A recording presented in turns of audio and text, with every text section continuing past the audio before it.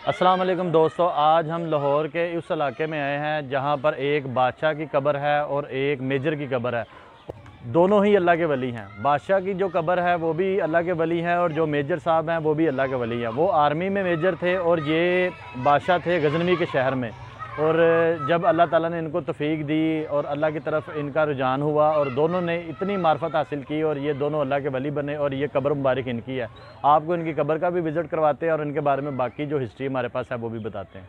अस्सलाम वालेकुम दोस्तों, आज हम सैयद शाह महमूद गाजी गजनवी की कब्र मुबारक पे आए हैं। गजनवी इनको इसलिए कहा जाता है कि ये गजनवी के शहर से हिजरत करके आए थे।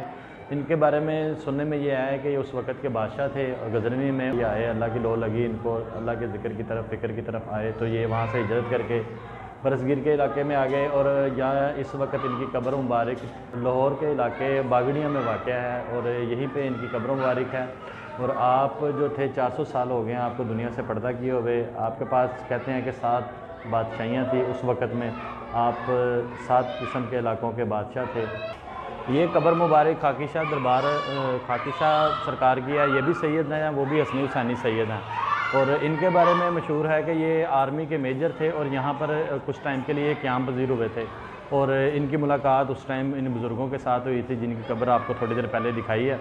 और उनसे मुलाकात करने के बाद इनको वो लो लगी अल्लाह वाली और ये उसके बाद उस साइड से हट के आर्मी की ड्यूटी से इन्होंने रिटायरमेंट का ऐलान किया और इसी तरफ आ गए। और इन्हीं ही की वजह से ये इलाका खाकी शाह दरबार की वजह से मशहूर है।